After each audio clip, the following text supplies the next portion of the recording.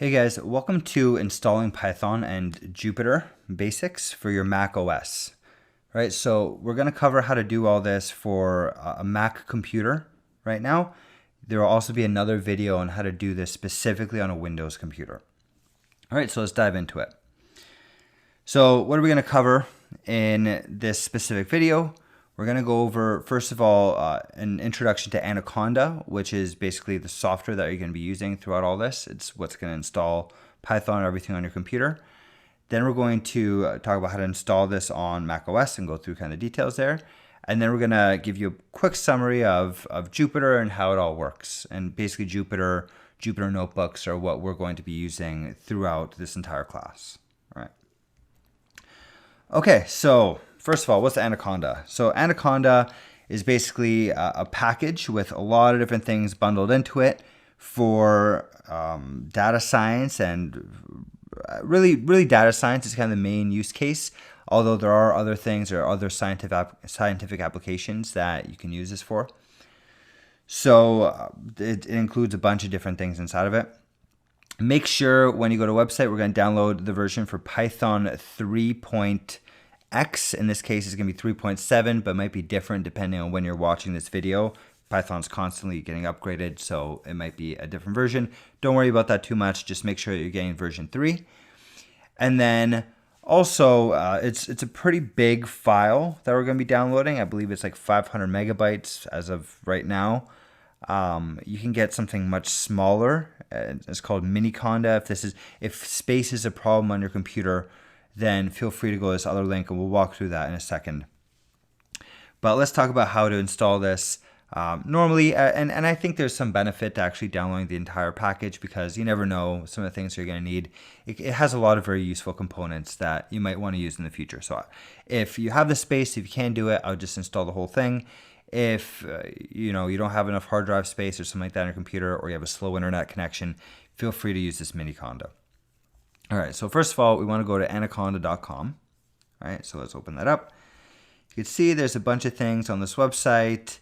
Talks a lot about data science and machine learning, which is basically what we use Anaconda for, right?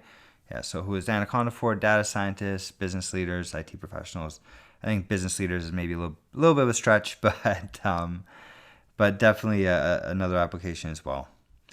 Okay, so let's click on, first of all, downloads. Right, so in this case, there's a download button in the top right-hand corner. They keep changing this website, so it might be in a different place when you're looking at this, but essentially you want to go to downloads, wherever that is on your page. And then when you scroll down, you're going to see here the Python 3.7 version. All right, it should automatically detect what computer you're on. In my case, I'm on a Mac right now, so you see Mac OS. You might have to click on it. You can click on Windows here if you want Windows, Mac OS, or Linux, right? But in our case, it picked it right. This is a Mac OS. And then again, let's make sure that we're picking the Python 3 version. So in this case, it's 3.7 specifically. Okay, so you're going to click on that. It's going to download. It's 442 megabytes as of right now. Okay, so let that go ahead. It will download. Feel free to pause the video, come back once it's done downloading. Okay, so now that we have it downloaded, what we want to do is click on the file to open it up. All right, it's a PKG file. I already have this installed on my computer, so I'm not going to go through the full process, but just to give you a sense of what it looks like, it's going to ask you a question here depending on the version of Mac you're on. Just hit continue. Basically, it's going to hit continue the whole way through. So next, continue, continue, continue, agree to statements. Of course, read them if there's some issues. In this case, it's not letting me do it because we already have it installed. But for you, you're going to pick install for me only, or you're going to install on specific disk, whatever your preference is. I think the default is just fine. And you're going to keep going next, next, next, next, next. And then once you have everything installed, again, feel free to pause your computer, or pause the video, to install. Once you have everything installed, you want to find this on your computer, which you can do by hitting Command and Spacebar together and typing in Anaconda. So we're going to open up Anaconda Navigator. Okay, you can find that in your Applications folder, or just like I did, and this is the way that I search for pretty much any program on my computer, really, is Command and Spacebar together, and then you could use that search bar. Okay, once you open up Anaconda Navigator, we're given a bunch of different options of things that we can open up. Okay, and the main one that we want to go through right now, and these are all useful in their own way. VS Code is something that's very useful, and maybe we'll go through in future lectures, but really we want to be working with Jupyter notebooks. Okay, feel free to explore the other ones. These are all pretty useful pieces of software if you're going to be doing data science or if you're going to be working with a lot of data. But we're going to be sticking to Jupyter notebooks. So let's launch that. Okay, so we launched Jupyter notebooks, and what you'll see is essentially opens up in your web browser. Okay, and it's also going to open up this little console window, which right here, you see this little terminal window. This is where it's actually running it. Okay, if you want to stop Jupyter, if you close this, it'll actually close down Jupyter as well. Right, so leave it running if you're planning on using Jupyter. And then in the web browser is where it's actually going to be loaded up. And basically, you can go to your web browser. If you type in localhost 888, it will automatically open it up. So watch, even if you type it in here, it will automatically open. Okay. Now let's go back to the presentation really quickly to make sure we covered everything. So we went through the install steps. You download, you install, open up Anaconda Navigator, and then we launched Jupyter Notebooks. Okay. And now let's go through a couple of things for Jupyter. Okay. So Jupyter is essentially the main program that we're going to be using. It's Jupyter Notebooks. I'm just going to be calling it Jupyter just for short. It used to be called IPython, right? So don't get confused between the two. If you see them somewhere on the internet, IPython used to be the name. Now it's called Jupyter Notebooks. Okay. So first of all, we want to make sure that you switch folders to something that works for you. So when we are in, and if I could get back to,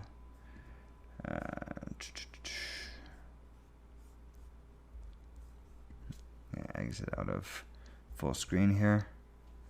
Okay, so you can actually see this. So notice that we are right now in your main folder, or in my main folder on my computer, and it'll probably be the same on yours. You might want to switch over to a folder that's a little bit better for you.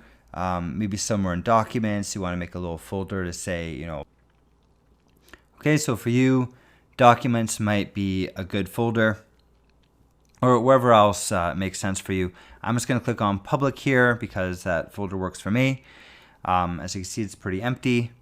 Now, if we want to create a new file, so let's say we want to create a brand new Jupyter notebook or make a brand new project, right? It's kind of, they call them notebooks in Jupyter.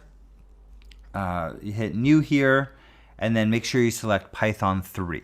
Okay, you might have Python 2 depending on the way that your computer is set up, but make sure you pick on click on the Python 3 version, right? And if you want to use an existing notebook, right? So let's say the ones from our lectures, right? There's going to be a bunch that you can download as well. Then what you want to do is either upload, right? So you hit upload, and you'll pick the file from wherever it is on your computer. In this case, Python Crash Course. So select that, upload, and see, hit the upload button, and then now you can open it up, right? So you can open up this notebook, right? And this is everything in here, okay?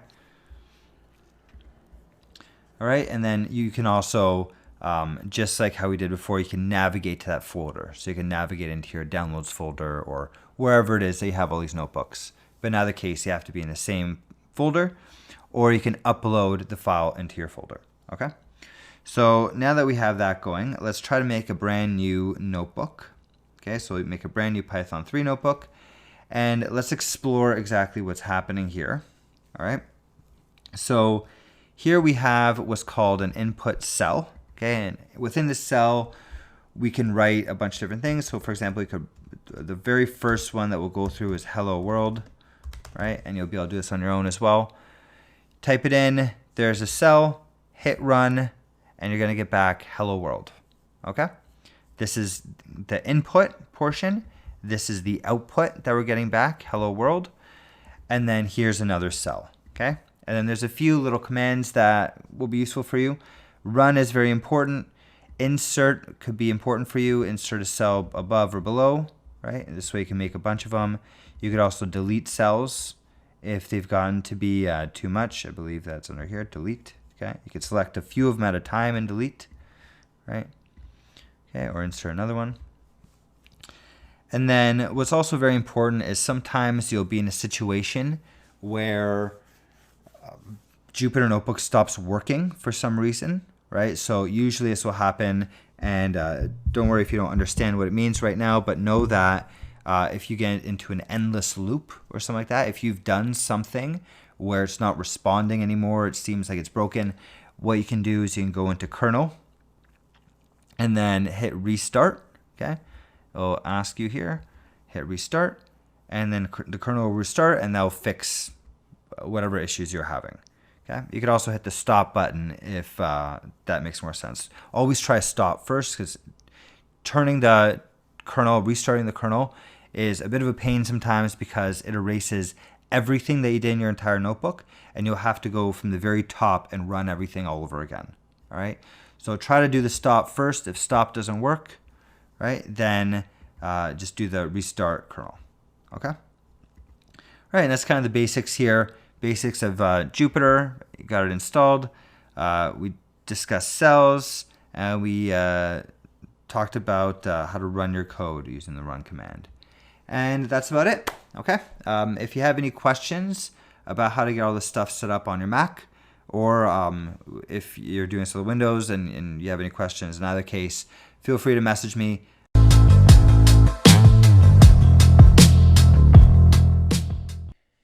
Hey guys, welcome to our video on installing Python and Jupyter basics. All right, so basically what we're going to do with this video here is we're going to take you through three main things. We're going to first of all introduce you to Anaconda, what exactly Anaconda is and why it matters to you, and what we need to install on your computer essentially. It's kind of a spoiler alert there. And number two is how to install this on Windows, right? So this specific video is installing it on Windows. There's another video on installing it for your Mac. And then we're going to talk about Jupyter or Jupyter Notebooks and the basics of it, and how exactly to use it, which we're going to need throughout all the lectures that we're going through in this class. All right, so first of all, Anaconda. So what is Anaconda? Basically, it's a program that allows you to work with all sorts of things for data science, right? So Python, of course, is used a lot in data science, so that's why it's included in this package. But more so than just Python, there's also a lot of other very useful programs that come with this Anaconda. It installs R, if you're familiar with that, with what that is. It installs a bunch of stuff for machine learning, and it installs a bunch of really useful software. So it's definitely a good thing to have on your computer in general if you're going to be doing a lot of data science, or you're going to be working with Python a lot.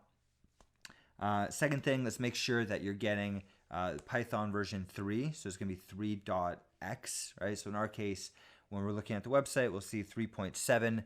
But if you see 3.8 or 3.9 or whatever it is at the time, as long as you get version 3 and not version 2, that's the one that we're going to be working with.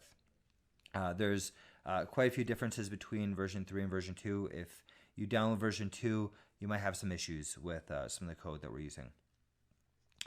And then last but not least, if this is too big, I believe the Anaconda for Windows is around 600 megabytes. It's a fairly large file. It would be understandable if this is maybe a bit too big for your computer. Feel free to use Miniconda, and I've included a link here. We're not going to go through how to install it. I highly recommend you install the full version if you can.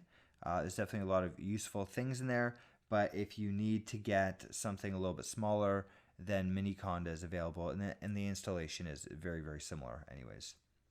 Okay, so let's check out the website here. So anaconda.com is where you're going to go to. All right, so when we get to the website, we see that there's a bunch of different things that we can do here. It describes to you what Anaconda is used for. Feel free to read through this. It could be fairly useful, but essentially it's used for data science. Right. So when you get there, you're going to click on download, and then we're going to go scroll all the way to the bottom, and we're going to make sure that we picked Windows. Right. So it should be automatically. It should detect what system you're on, but just in case, make sure you're on Windows. And then again, make sure it's the Python 3 version. So this is 3.7. Do not get the 2.7. Let's get the 3. Okay. So you're going to download that. Okay. And it's going to go onto your computer. I've already downloaded it. So feel free to pause right now and pause this video and download the executable file. You're going to get a little exe file.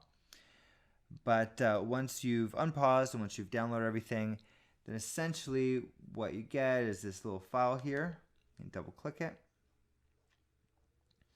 And we'll open this up. I've also already installed it on this computer, but just so you get a sense of what you'll see, it's this little box here, and essentially it's going to hit next, next, next. You're going to hit agree. And then before you get too far, there's one point that I want to tell you about. It's going to take up 2 gigabytes or 3 gigabytes of your computer, so it's fairly large. Hit next, okay. So as you can see, it says this is already installed on my computer that I have here. But one very important note, and don't pause the video just yet because there's one very important thing.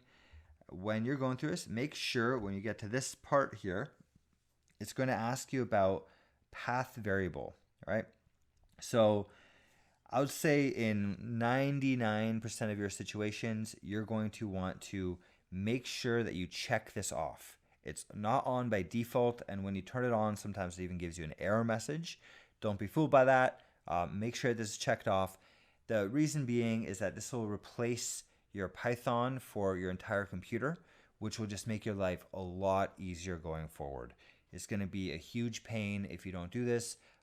There are workarounds, but it will take you, I remember when I set this up incorrectly on a Windows computer once, it took me a good 20-30 minutes to correct that problem. So definitely make sure you check this off. Even if there's an error, continue on with it. Unless, of course, you have installed Python in the past on your computer and for some reason you want to keep it. I'm assuming you're a bit more of an expert, you know what you're doing, and probably also this course isn't right for you, but or at least this lecture is not right for you if that's the case. But in 99% of your situations, make sure you check it off even if there's an error. Okay. All right, and then once we have it installed, okay, what we want to do is we want to open up Anaconda. So let's open this up. It's called the Anaconda Navigator, right? So we'll search it here, Anaconda Navigator. Depending on what version of Windows, you might have it in a different spot, but for me, I just like using a search button. It makes my life a lot easier. Okay, so it's going to do a couple things here. Let's wait while it loads. And you're eventually going to see a screen where you have a lot of different things that you can open up. So let's see if this is loaded for me. Just close that. All right, takes a little bit of time to load. This is almost done. Okay, there we go. So we got Anaconda Navigator opened up. Okay, there's a little prompt there that I got rid of. And as you can see, it comes with quite a few different programs. These are all very useful. They're quite useful programs to go through, and feel free to explore them on your own time. Really, we're just interested in Jupyter Notebooks. One other one that you might be very interested in is VS Code. This is where we can write code on your computer to execute in a different kind of way. But really, we're going to be using Jupyter Notebooks throughout this entire class for the most part. So Jupyter is really where we want to get going from. Okay, so what we're going to do is hit launch. And that's going to take a little while and essentially open up something called command prompt and open up Jupyter within your web browser. Okay, we're doing everything through the web browser here. All right, so now that we have that open, okay, you see that it opened it up in a certain folder on your computer.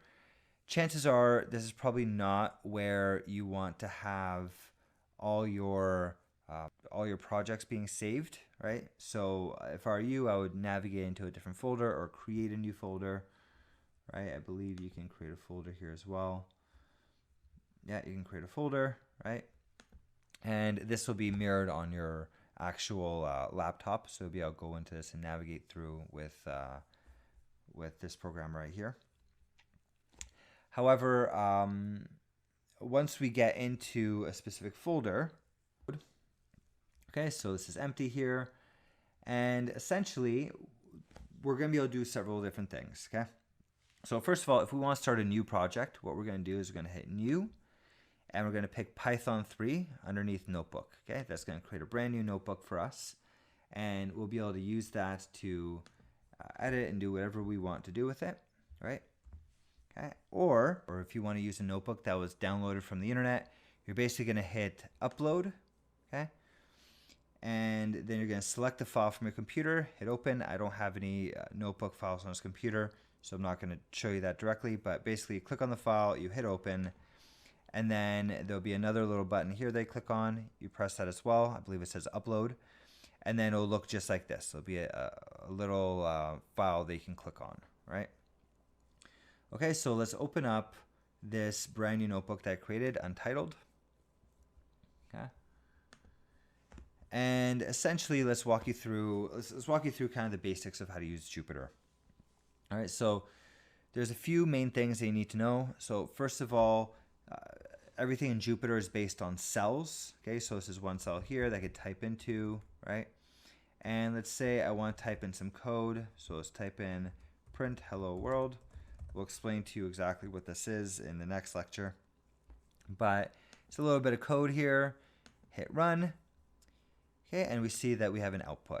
Okay, so essentially we put input into one of the cells, hello world, and the output came out, it actually said hello world. Okay, as soon as we ran that, it also created another cell. Okay, if you want to, you can add more as well for whatever reason if you need them. You could also delete cells. You could select a few at a time or one at a time, whatever you prefer. And you hit delete. Okay, so you can delete, you can create. Okay. Now, if you ever have any issues with your code, if you get into something like a loop, something's just not stopping, there's some error in your code, it's just not working properly, and Jupyter's stuck, then what you can do is you can hit stop here, and they'll interrupt the kernel being Jupyter's kind of like the main engine behind it. You can hit stop and it'll stop itself and you'll be able to keep going. If that doesn't work, and sometimes you get into some really big issues, there's something really weird going on. I don't do this too often, but you could also do something like restart the kernel. Okay, you can restart and clear output as well, depending on what you want to do. But you hit restart, and then restart button again.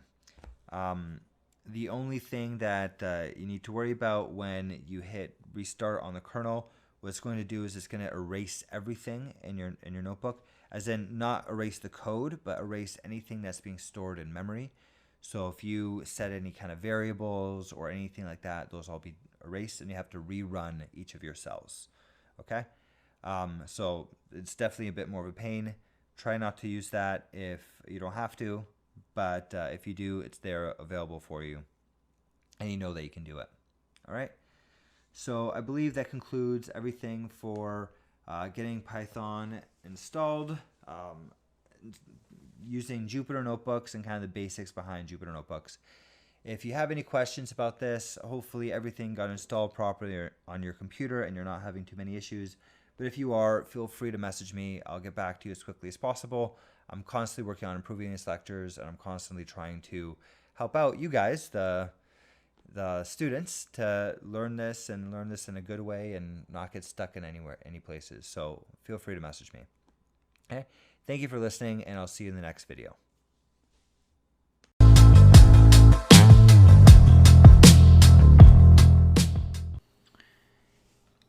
Hey guys, welcome to our first lecture or first video in how to program. All right, so congratulate yourself on getting this far. Hopefully before this, you have installed Python on your computer and installed Jupyter Notebooks on your computer. If you haven't done so, please make sure you go through that lecture first. It's a prerequisite to this, and without having gone through that, then a lot of this is going to be kind of tough for you. So you definitely have to have Python 3 installed and Jupyter Notebooks installed on your computer first before this. All right. Now in this lecture, what we're going to cover is kind of the basics. This is really all the the ways that every programmer really starts is with Hello World, right?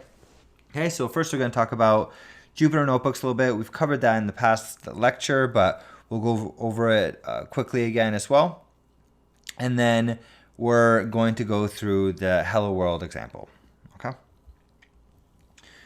Okay, so basically there are three main things that you really need to pay attention to in Jupyter Notebooks.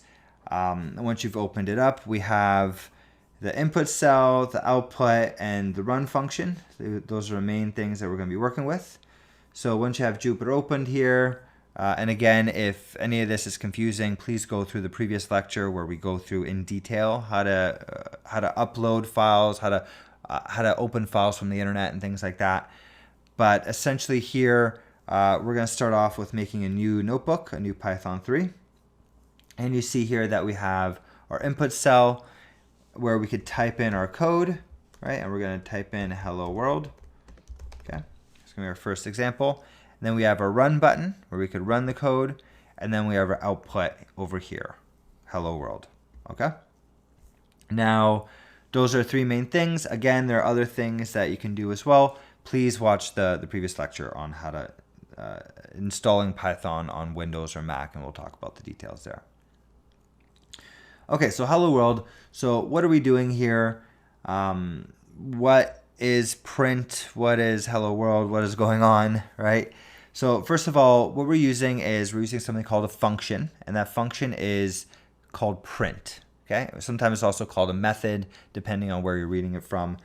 Function, method, same thing, just different wording. So basically a print function, what it does is it displays text on the screen.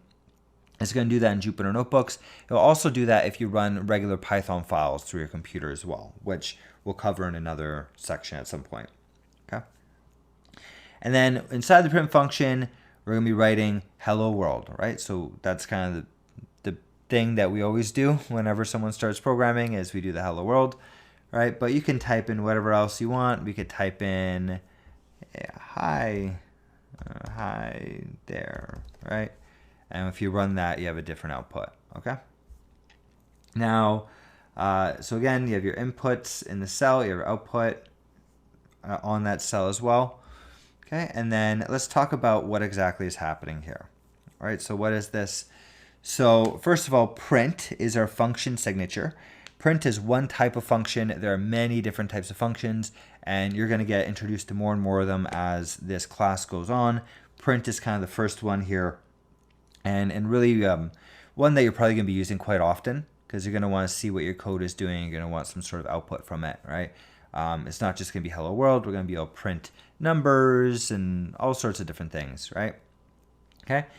Whenever you run a function, you always have to have an open bracket, right? And then you're going to put whatever is inside of that function, the inputs into that function, okay? And then we're going to close the bracket, okay? And in this case, what we're doing is we're putting in something called a string, which is basically just a word, or it's a bunch of characters. It's a word or sentence or whatever.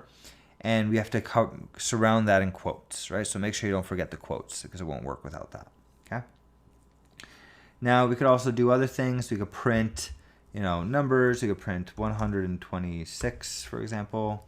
We print that out. We don't need to have quotes around that. If you put quotes around it, it's something slightly different, but you won't be able to tell a difference in this particular situation, but there is a difference, right? And yeah, and essentially that's the case. Okay, so one more thing that we want to cover here, and you'll see these a lot throughout our code that we'll write, but you also see this a lot on the internet, right? And I think it's something that's quite important for you to know, and that's code comments, okay? So essentially what a code comment is it's a way for us to put in a little bit of our own comments or our own wording into code without it actually being code. So whenever we write a comment, it is not code. It's not something that's going to be executed. It's just a way of writing something down, right? You'll also notice that they're going to be in gray color. Okay, so here's an example where we have a print function. We say, hello, this is us using the print function, right? So it's just regular text. If you run it, nothing is going to be different. You just have to make sure you put this hashtag in front of it. All right, so anything with hashtag on front, we can do it like this as well. This is code. Okay, this is not code, right? Okay. And you see that it's basically ignoring all that. Okay. So just in case, if you see this around, this is a code comment. It's not actually being executed. It's just for us to be able to give a little bit more detail to you, so you understand what's going on with the code. Is usually what people use this for, right? So it's, you write a complex piece of code and you want to explain to someone, this is the part that does this. This is the part that does this. That's called a code comment. All right. Okay. So pat yourself on the back. You've written your first program, and yeah, let's continue on. Let's keep learning. See you in the next lecture.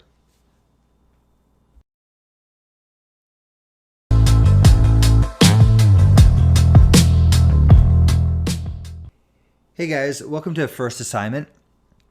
So this assignment is going to be around Hello World, so hopefully you've watched that lecture at this point. If you haven't watched it and you want to take a stab, that's fine as well. All right. But definitely watching the lecture will help you out here. So in this assignment, we have 2 challenges. Okay, so first of all, try printing Hello World in your own Jupyter notebook. So doing this on your own computer as opposed to just watching me do it. All right. And then the second challenge is going to be try printing your own name in this Jupyter notebook. All right, so hopefully after you've watched the lectures, these should be pretty easy for you. But if you're having trouble with it, then what I will do is I will actually walk you through how to do this as well. So pause the video now if you don't want me to give away any spoilers, right? But I will actually explain how to do this as soon as you unpause the video. Okay, so go ahead, pause, and try it out yourself. Okay, and welcome back.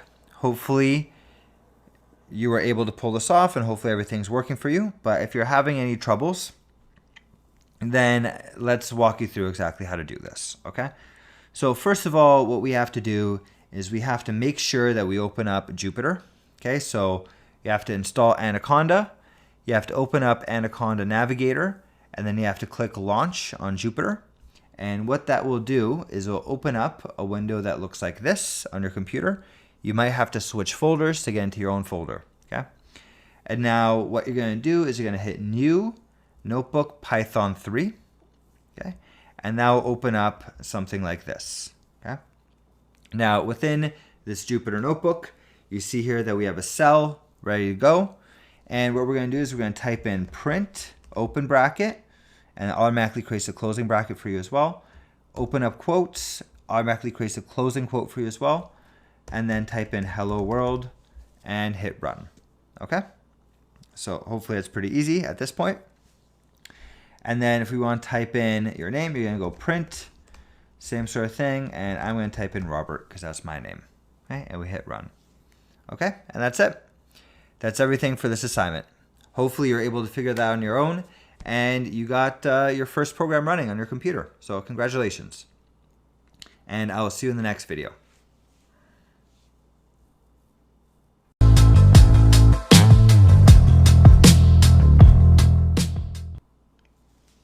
Hey guys, welcome to the next video. In this video, what we're going to do is we're going to cover numbers, right? So let's go over the breakdown. So first of all, there are several different types of numbers in programming in general, but in Python specifically, it's no different. There are integers, there are floats. We're going to cover those individually. And then we're going to go over arithmetic operations. So different ways that you can actually do addition, subtraction, things like that with numbers. Okay? So first of all, here's a nice little breakdown of all the different types of different data types within Python. As you can see here, integers and floats, they're the 2 first ones. We're also, as the class goes on, we're going to cover all the rest of these as well. And these will start to become more and more familiar to you. I'd say this is probably from the top to the bottom the most common ones to use. Integers are obviously very common, same with floating points. And then strings are also quite common, which If you watch the first video, the hello world, we actually already used a string. So, but let's stick to the main topic here. So let's go through integers. So what exactly is an integer? Essentially, it's a whole number, right? So 6, not 6.2, 5, not 5.35, okay? It's a whole number, and it can be either negative or positive, right? So -5, +5, -20, +20, these are all integers, okay? All right, floats are very similar, the only difference being that they have decimal places, okay? So a float will be 5.27, it's not just 5, okay? All right, and now once you have these numbers, okay, once you have different types of integers or floats, then what we can do is we can perform different types of arithmetic on them, right? So these are all the different operations that you can perform, okay? We have addition, we have subtraction, we have multiplication, division, of course, okay? And you notice here, plus and minus are the same as how you'd write it out when you're in school. Multiplication, however, is a star. We don't go 2x3 like how you would in writing it out. You do 2 star 3, and that's multiplication. Okay, so 2 times 3 equals 6. And division is a slash, specifically a forward slash. Okay, so in this case, we have 8 divided by 2. Okay. Then what we also have is we have exponents. Okay, in which case you're going to use 2 stars. Okay, so you're going to go, if you want to do 10 to the power of 3, as we have over here, you're going to go 10 star star 3, and that's going to give you 1,000. Okay. Then we have something called floor division, which in truth you're not going to use very often, but we'll explain it to you anyways, just in case you come along and see this. And we'll go into details as to what this is in a second. And then we also have modulo, which is again another one that you don't use too often. I see it used a lot whenever you try to come up with random numbers, or in encryption. I've seen this used quite often, but it is not something that's very, very common, as you can imagine. Okay, so let's talk about floor division, what exactly floor division does. So let's say we have regular division here, which is 5 divided by 2. Okay, then you're going to get 2.5, right? 5 divided by 2 is 2.5. Okay. With floor division, we basically ignore that decimal place, okay? It doesn't round up, it just truncates it. It gets rid of anything past the decimal, okay? So 5//2 is going to give you 2 instead of 2.5, okay? So simple enough. One that's maybe a little bit more complicated to wrap your head around. Honestly, don't worry about this. You're not going to see it too often, but just for us to go through this so you understand if you ever see this. What it does is it gets the remainder after you run division, okay? So if you remember doing long division in school, doing this thing right here, you go 7 divided by 2, right? And goes in 3 times, but then you end up with a remainder of 1. That's what modulo gets for you, okay? So in this case, you see 7 modulo 2 gives you 1 as a remainder, which is different than 7//2, which is the one that we just covered before. The floor, right? It gives you the top here, the quotient, right? So it's kind of like you're doing long division, right? The double slash, the floor, basically gets you the top part from long division, and then, or the quotient, I should say. And then the modulo operator will give you the remainder, okay? All right. Now, another thing that we should go over as well is Python definitely follows the order of operations. So again, just the same as you remember from grade school or high school or whenever the last time it was that you did math. We follow, I learned it as BEDMAS. You may have learned it as something a little bit different, but essentially it's brackets, exponents, then division, multiplication together, then addition, subtraction together, okay? So that's the order of operations.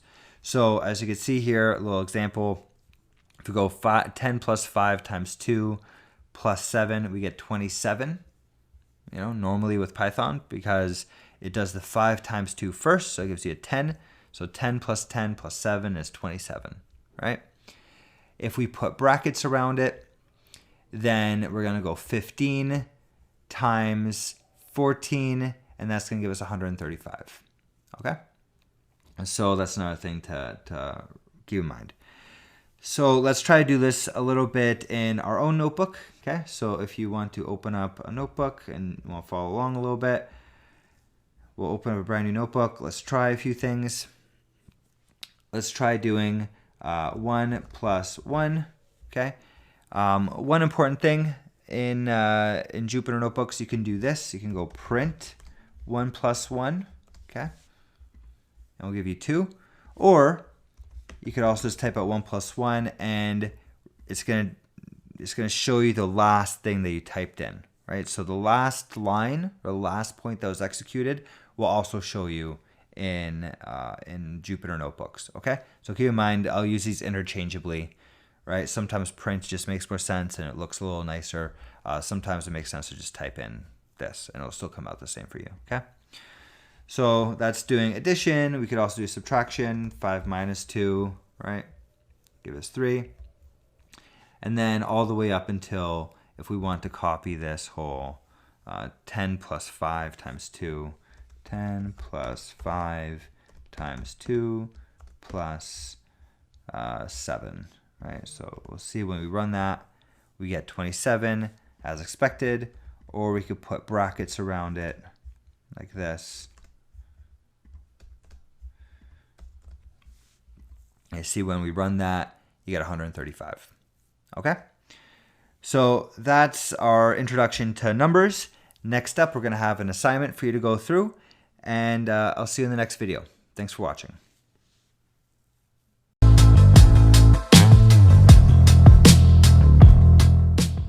Hey guys, welcome to the numbers assignment.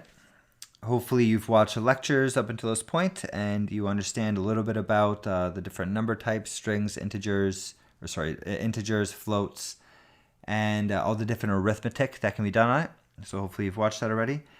Even if you haven't, but you want to take a chance, then let's see if you could handle these challenges here.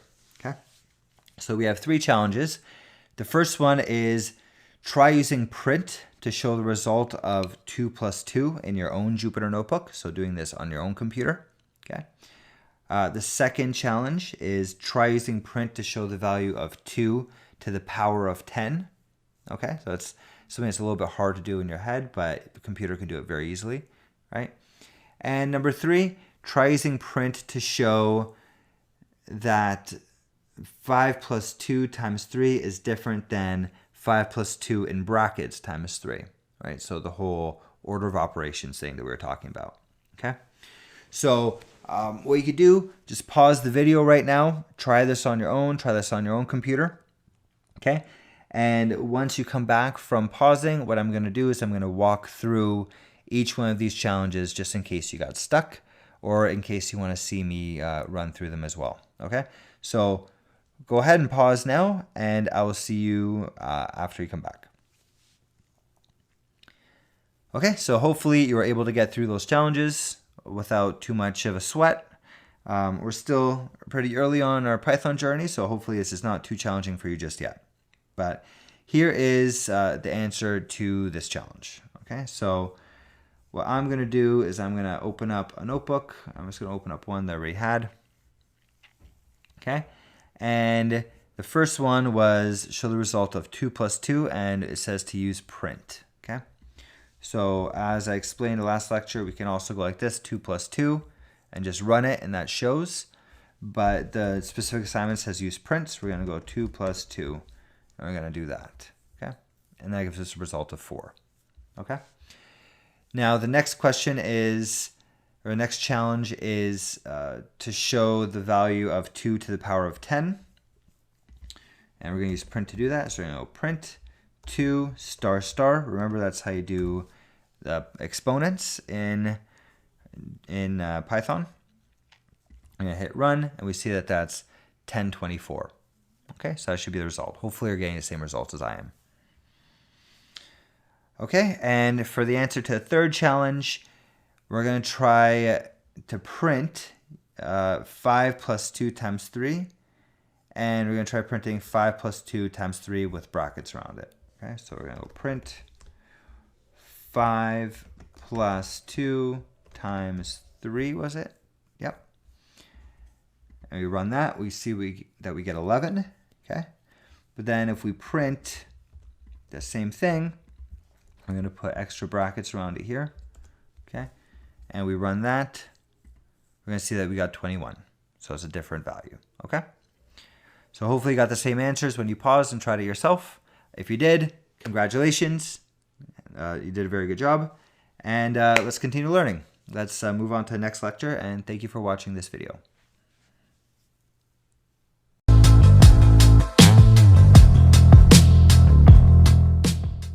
Hey guys, welcome to the next video. In this video, what we're gonna cover is variables. Okay, so what are variables? What does that mean?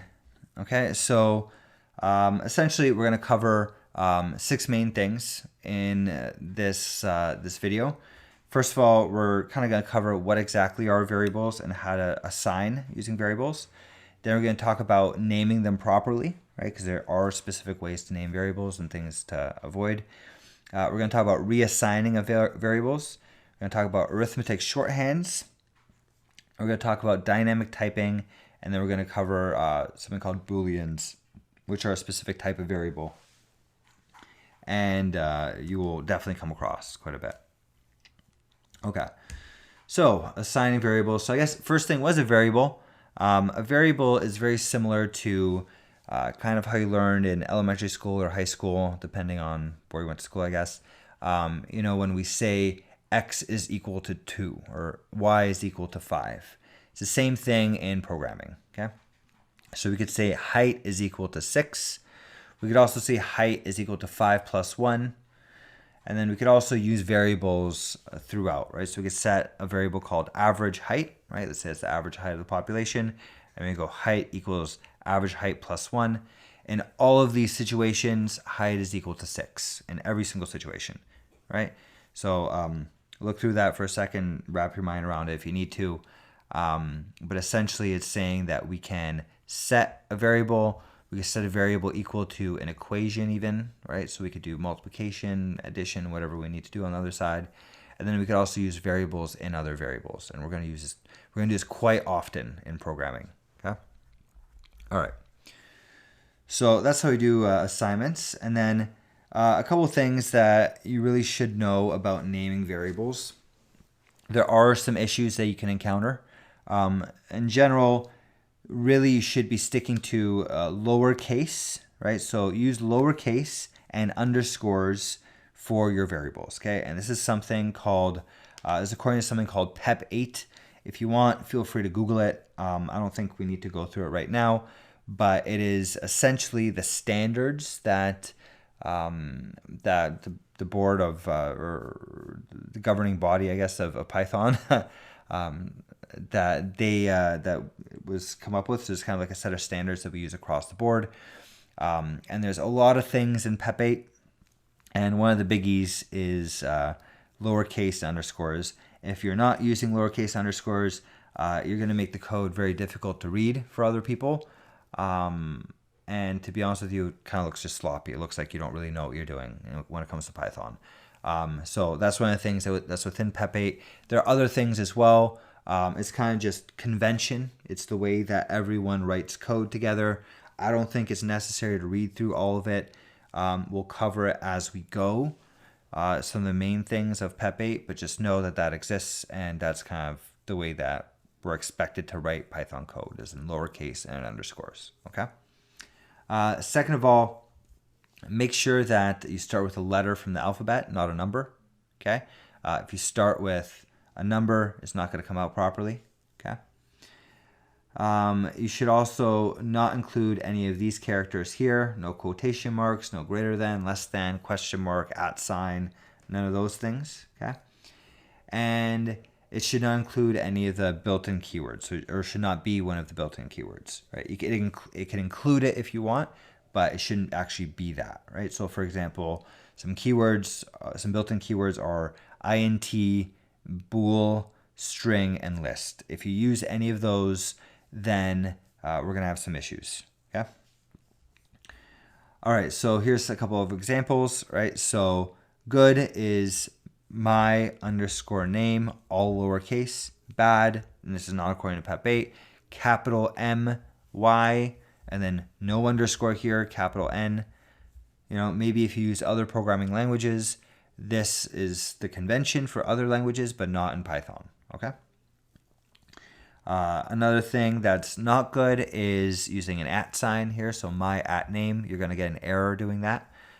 This other one above with capitals, it will still run, it will still work, but it's still not the right way to do it according to Pep8. Okay. And then another good one is apples, right? And then bad is using int. That's not a good one. Okay, it's going to give you an error. It's not going to work. Okay. Okay, so now another thing that will kind of give it away as to if there's something wrong with the way that you named a variable is through the colors. Okay. So for example here, this is some things I typed into Jupyter. You see my name underscore, my underscore name, Robert. Okay.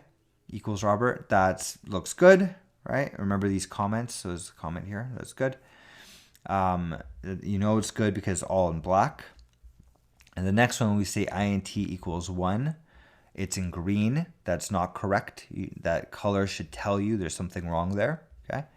Or next one, which is my @ name. This is purple here. Okay. And that's not correct. Okay. And then you can use a number in it. You can use numbers in your variables. Okay. Like the 6 is equal to Toronto. Okay. That's fine. But 6 city, so starting with a number, that's not correct. Okay. That's going to give you an error. All right. Okay. So now once we've assigned a value to a variable, what we can do is we can also reassign values. Okay. There are some languages that don't allow you to do this. Some programming languages can't do this. But in our case, these are all called mutable, right? So most variables in Python are mutable, meaning that you can reassign to them, right? So if we set height is equal to 5, we now have height is 5. Okay, and then we'll go height equals height plus 1. Okay, now we could say that height is 6. We've reused height in itself. Okay, so 5 plus 1 equals 6. Okay, and then we could also do something like plus equals 1, and we'll go over kind of some other things we could do like this, but this will now bring it to 7. Okay, it's kind of a shorthand, right? And we print it out at the end, it'll be 7. So let's just show this here. So if we go height equals 5, right? And then we go height, and if we just type in, you could type in height, or you could do print height, right? Either one will work, remember? Okay, so you see that height is 5 right now, we set it. And if we go height equals height plus 1, and then we print height, we'll see that it's now 6. Okay, so we could reuse the variable in itself. Okay, and we could also do the plus equals, right? So we can go height plus equals 10, right? Let's say we run that, we print height. Then what do you expect? It was 6 before, plus equals 10. We get back 16. All right. Okay, so that's reassigning variables. And then, as I said, there's other shorthands that we could use as well. All right, so plus equals is one that gets used quite often. But then we also have minus equals, times equals, and divide equals. Okay, so just like we had before, we can now go height, if it's 16, we'll go height times equals 10, right? And then when we run that, what would we expect back? We expect back 160, right? Okay. Okay, so that's some other shorthands we can go across. Okay, and now another thing that is possible in Python, and it's not available in other languages if you've come from other programming languages, then in Python, variables can change from one type to another. So thus far, we've covered floats and integers. Okay, so what that means is that we can go from an integer to a float or even to a string, which is a different type of variable, very easily, very fluidly, right? So if you're used to programming in something like a C++, you have to upfront say this is an integer, or this is a float, or this is a string. You have to say upfront that's what it is. In Python, you don't have to do that. It will automatically switch for you, okay? And we know what type it is if we use something called type. So this is our second function now that we'll introduce you to.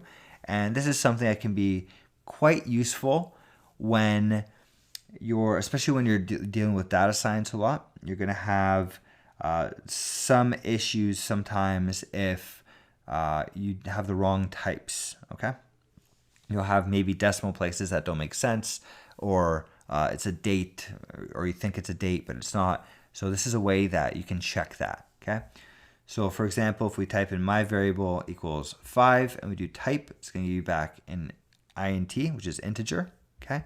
Or if we go my variable equals 5.25 or 5.24 and we do type, we get back a float. So just to give you an example here, we'll go type height, right? And you'll see that we get back int, right? But then if we go height divided by equals 2, that's going to give us, if we type in height, you'll see that it's 80. Oh, sorry. You know what? Let's actually even do this. Let's go height times equals, say, 1.1. That's going to give us back a decimal number, right? Actually, even in this case, you can see it's a decimal. You can already see it's a float there. But just to drive the point home, let's show you again here. Again, we can just type in height. We don't even have to put in print if it's the last thing that we're looking at, okay? You know what? That's silly of me. Let's do it one more time. So let's go times 1.111, okay? And this time, for sure, we're going to have a decimal place. Okay, there you go. So 97.968. And if we go type of that, right, type height, and you can see it's a float, whereas before it was an integer, okay? So this was up here was an int, and now we have a float, okay, with the decimal places. Okay, so that can be a very useful function for you in the future. Okay, and now one more thing. So we've introduced you to integers, we've introduced you to floats. Now, one other variable type, the basic variables built into Python is a Boolean, okay?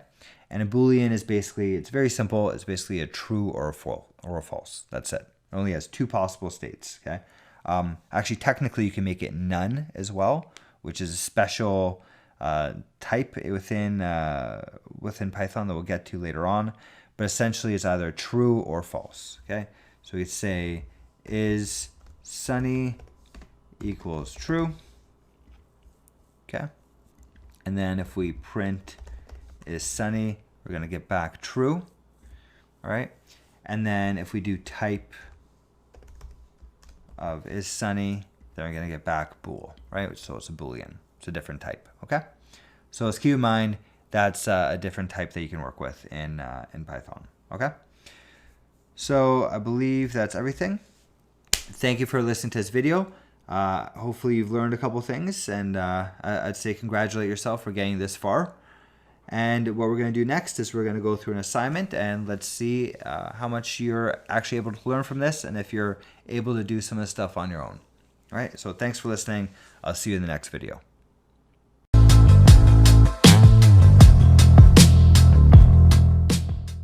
Hey guys, welcome to the variables assignment. In this assignment, we're going to go through, we're going to have two basic challenges for you, okay? The first one is for you to set a variable equal to 6 and then use plus equals to add 10 to it and then display the result, okay? And just as a little hint, make sure that you write the code on a few separate lines and then use print to actually display it, right? So a little hint for you there, okay?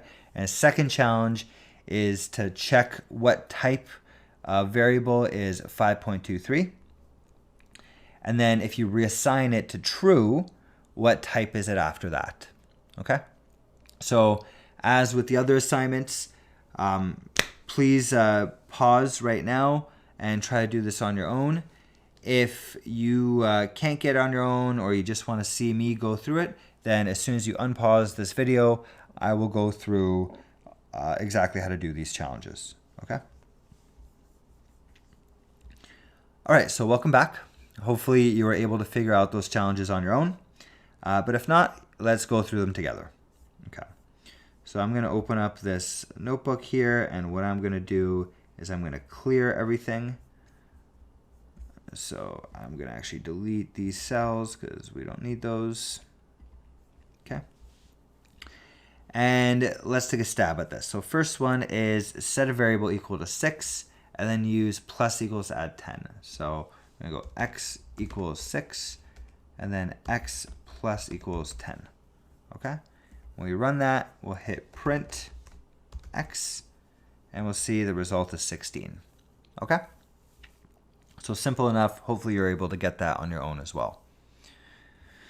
Okay, so that's the first one. So next one now is what type of variable is 5.23?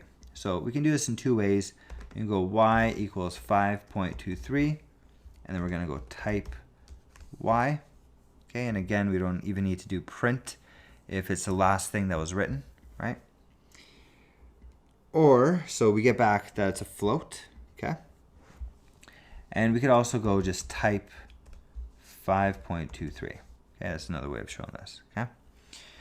But for the second part of the question is if we reassign it, okay, so reassign it to be true. If we go y equals true, so it used to be 5.23, now we're going to go y equals true, and we go type y. What are we going to get back? We're going to get back bool, right? So you see that we've actually changed the type of the variable, right? So this is that dynamic typing thing that we're talking about within Python. All right, so that's everything for the assignment. Hopefully that all makes sense to you. Hopefully you're able to figure it out on your own. And thank you for listening. I'll see you in the next lecture.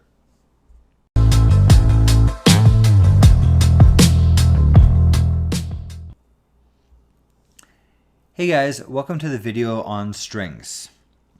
Okay, so what are we going to cover in this video? We're going to cover, first of all, what is a string, right? We're going to talk about single and double quotes, how we can use them in different situations. We're going to talk about specifically \n and what that does. We're going to talk about the length function, or len function. We're going to talk about string indexing, concatenation, multiplication of strings, so how you can multiply them to get some interesting results. And then we're going to talk about a few different functions of strings. Okay, so this is an action-packed lecture. There's going to be a lot of things we're going to cover quite quickly. So let's go through this, and then after this, we'll do an assignment to make sure that all this stuff makes sense to you. All right. So first of all, what is a string? Okay, so a string is basically, it's technically a group of characters, but if you think of it as a sentence or a phrase or word, that's fine as well, right? So an example is, my name equals Robert. That's a string, right? Or we could say my quote, is equal to work hard, play hard. We have spaces in between, commas, and all that sort of thing. That's also considered a string, okay? So a string is any group of letters or numbers as well. You can have numbers or exclamation marks or whatever. Okay. Now you could have single quotes or double quotes around a string. Okay. Essentially, they're going to do something very similar. There are small differences between them, and that's mostly with how you want to be writing things out. Okay. So for example, we could have my quote as work hard, play hard, and we're using double quotes there. Or we could also use work hard, play hard with single quotes. They're both going to be strings. They're both going to work. Okay. Now, probably the most important distinction between the two is when you have to use quotes or apostrophes within your string. Okay. So say we do something like hello world. We do single quotes. That's fine. That works. That's good. Okay. However, if we do like a southern quote, let's say we do howdy y'all, right?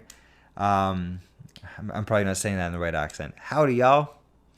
Was just in Texas recently. A great state, But yeah, so If we're typing that out and we're using an apostrophe, then you could tell even by the coloring here. Remember, like paying attention to colors in Jupyter Notebooks is important.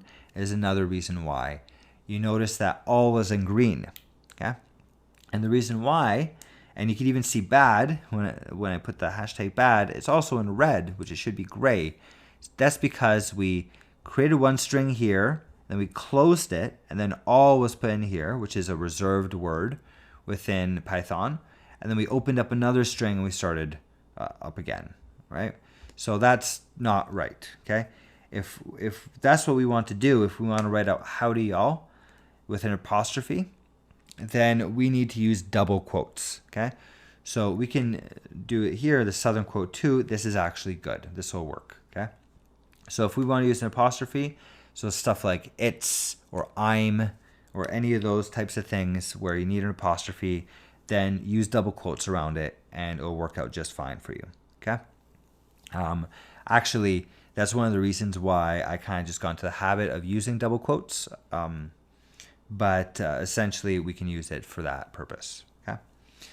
And then same thing goes for double quotes. If you want to put in, my favorite city is Toronto, and we want to put quotes around Toronto in that string, okay, then we have to use single quotes, okay? So it's the same thing as the apostrophe, right? Because what we're doing here is it actually opens the quote and then it closes it, and then Toronto is just written out and then there's a blank quote. That's just wrong, okay?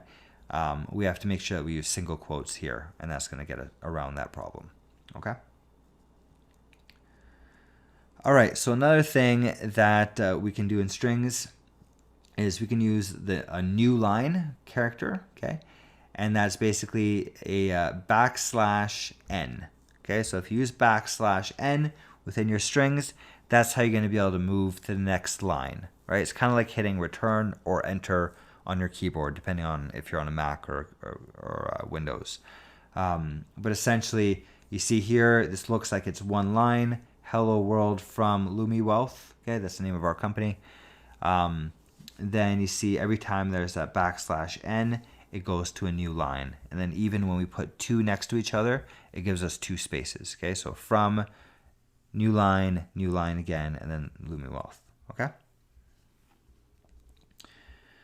All right, and now let's introduce you to another function. Okay, so we've gone through a couple different functions already. Most notably, we've used print. So now another function that we can use here, and it's a pretty common one, and this is something you'll probably want to use pretty often, is len. Okay, and len, what it's going to do is it's going to give you the length of a string and the number of characters. Okay, so number of characters being an important point here, right? So for example, if we're doing hi, then we get back 2 because H and I, so 1, 2, right? Hello is 5, it's 5 characters, right? However, when we see hi space A space B space C, that's not going to be 5, right? It's not just 5 letters. We're also counting the spaces here, okay? So it actually ends up being 8, okay? All right, so keep that in mind whenever using len. All right. And let's take a quick break here and let's actually try this out. So we'll go len, let's try something like this. Len of a whole bunch of different spaces. So I put in 1, 2, 3, 4, 5 spaces. So when you run that, you get back a 5, just to illustrate that point there. Okay. All right, okay. Now, next thing you want to know about is string indexing. All right, and this is basically a way that you can get letters from a string. You can't go the other way around. You can only get, you can't set, okay? I'll explain what that means in a second. So essentially, what we're doing here is we're able to get the characters out of a string. So for example, our company is equal to Lumi Wealth, okay? If we go our company, open square bracket, 0, close square bracket, okay? We're gonna get back L, okay? Because that's the first character, and we start at 0, okay? We're going to explain this a little bit more when we talk about lists. This will make a little bit more sense to you, so don't worry if this is a bit confusing right now. We'll go through this in more detail later on, but know that you can access strings like this, okay? It's kind of like accessing a list, okay? So we start at 0, we get L, okay? And then we could also go our company 1, which is going to give us the second character, because, right, 0 and then 1 is going to give us U, right? What's very important is you can't go our company 0 equals X. You can't go the other way around. So what I mean by this is our company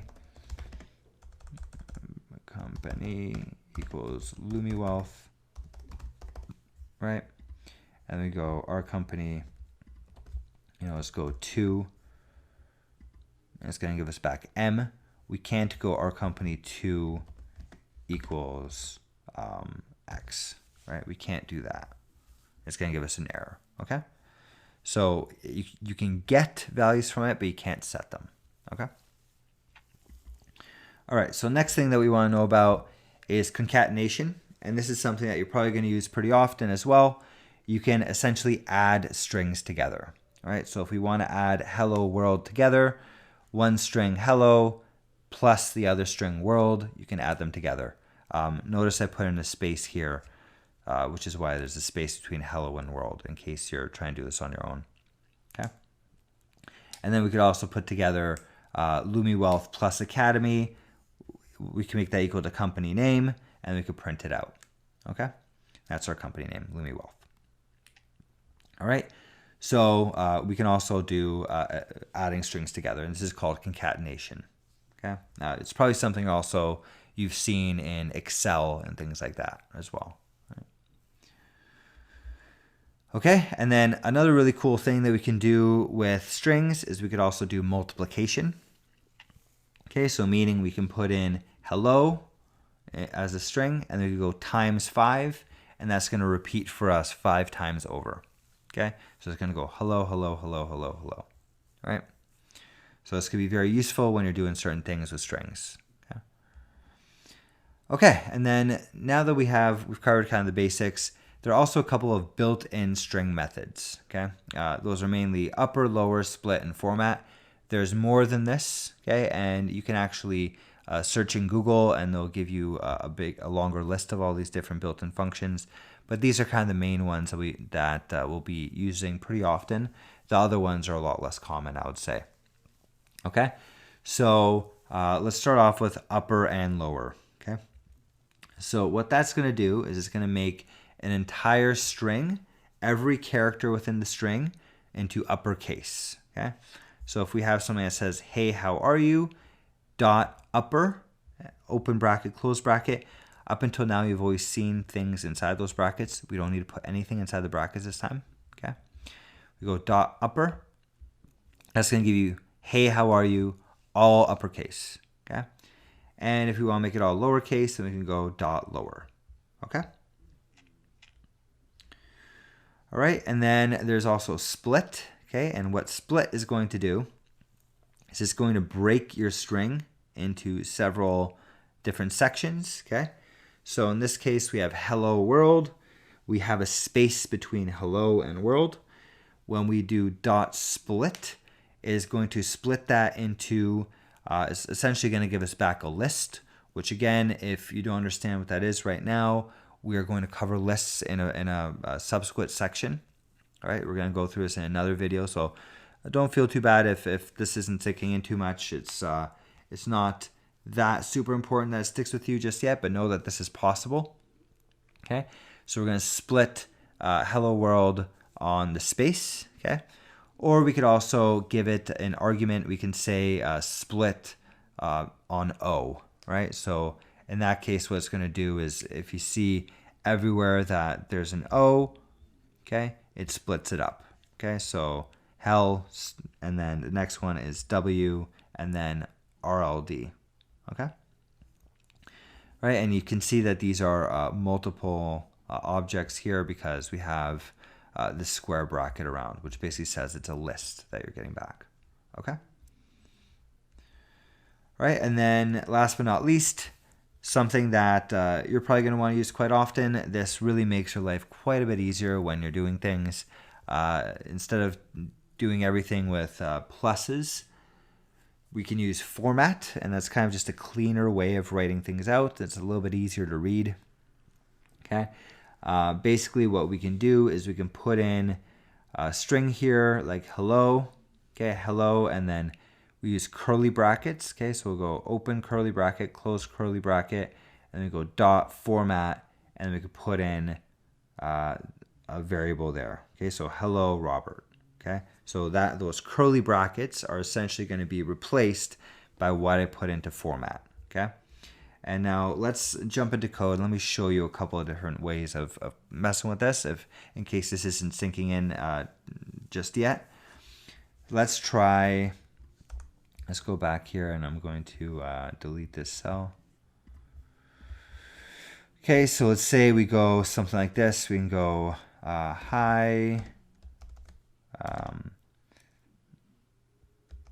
like this, okay? And let's say this is something where we want to go hi, first name, and then good morning or good night, right? So we could we typed in hi, curly brackets, comma, space, curly brackets, okay? We'll go hi Rob, comma, good morning, right? Okay, when we hit run, you see that these curly brackets got filled in by what's inside of format. And you can put commas, you can put as many as you want, okay? We have 2 here, you can put 3, 4, 5, as many as you'd like to do, okay? And we could also go name equals Rob, right? And then, you know, phrase equals good night.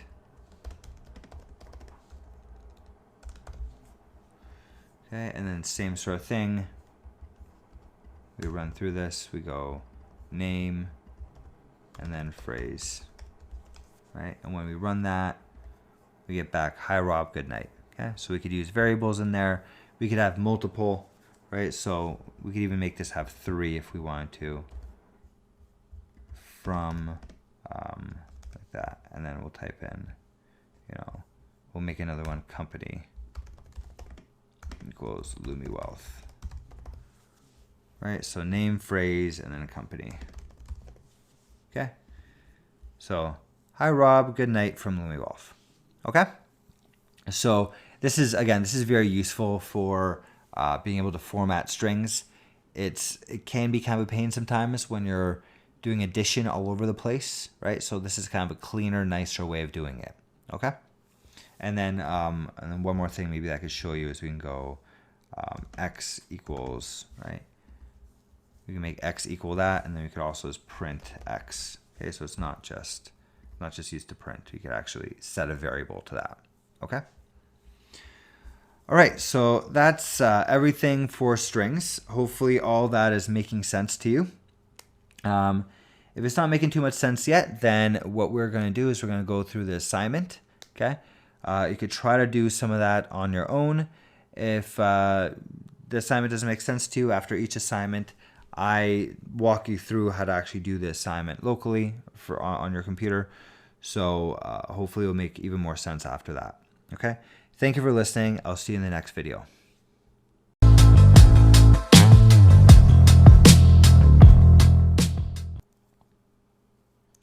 Hey guys, welcome to the strings assignment. So in this assignment, we have 4 challenges for you.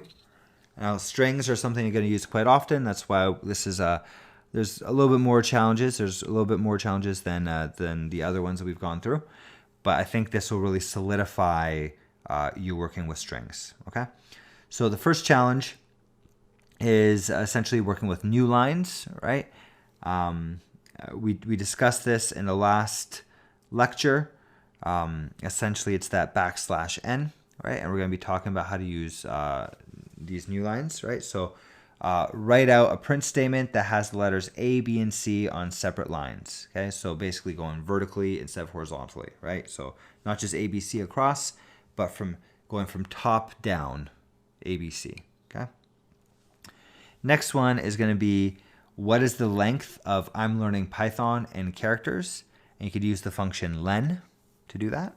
All right, and I'll tell you exactly how many characters in it. And one thing that might be good for you to pay attention to is spaces and whatnot. So if you're just trying to count this out on your own, you might notice that len is a little different, and that's actually a good thing, right? Because remember, it does include spaces. Okay.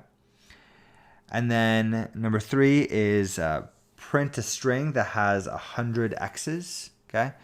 So for example, 2 x's would be xx, 3 x's would be xxx, right? Don't just type it yourself. There's a way that you can actually do this quite easily, right? And hint, hint, check out the last lecture. There's definitely a much easier way to get this done than just typing x 100 times over, okay? So look through the last lectures. You could definitely find how to get this done. And then number 4 is we're going to use the upper function to make the sentence, hi, how are you, in all uppercase, okay? And then you can use the print function to show your answer, okay? All right, so now as with the other assignments, feel free to pause right now and go off and do this yourself. Definitely try it yourself first, and hopefully you're picking things up quite quickly at this point. But once you unpause the video, when you come back, I'm actually going to run you through each one of these challenges so you know how to actually get it done. All right, or so you could check your answers as well. Okay. All right, so go ahead and pause that video. I'll see you in a second. Okay, so welcome back. Let's go through each one of these challenges together. All right, so what I'm going to do is I'm going to delete everything that I had in my notebook here. I'm going to delete all these cells. Okay, and let's go through the first one. So we're going to use new lines. So write a print statement that has letters A, B, and C on separate lines. Okay, so it's simple enough. I'm going to go print. And notice if we just go ABC, they're on the same line. That's not what we want. What we want is on separate lines like this. Okay, so we put in /n in between each of the characters. You see ABC vertically. All right. Okay, so the next one is, what is the length of I'm learning Python in characters using the function len? Okay, so let's go phrase equals I'm learning Python. Okay, let's make sure that we got all that correct. I guess this should be lowercase. Okay, and the way that we get length is we go len and then phrase. Okay, and when we run that, we see we get 19. Hopefully it's the same value that you got as well. If you did, congratulations. Okay, next one. So print a string that has 100 x's, right? So what we can do is we can go print, and we can go x 1, 2, 3, 4, 5, 6, 7, 8, 9, 10, 11, 12. That's going to be a little bit tedious. Okay. What we want to do, let's do this actually. Oops. Let's actually go like this. Let's go my x's. We'll call it, we'll go x, and then go, remember, we can just go times 100. Okay. And then when we print this out, you'll see that we got 100 x's. There we go. And if you even want to check for bonus points, you can just go len my x's, and you see that's 100. Okay? All right, and for the last one, we're going to use the upper function to make the sentence, hi, how are you, all in uppercase. Okay? So let's first of all go hello equals hi, how are you? Okay, and I believe that's all in lowercase. Okay, and when we display that, right, when we print that out, we see that's all lowercase. Whoops, that was by accident. Hit that, and you see it's all lowercase. To make it uppercase, all we're gonna go is hello dot upper, and that's it. There we go. Now we have everything in uppercase. Yeah. Great. So hopefully you were able to get all those on your own as well. If not, then hopefully you learned a little bit about us going through this. But again, thank you very much for listening. Congratulations on getting this far. You're doing fantastic. Keep up the good work. Thank you for watching this video, and I'll see you in the next one.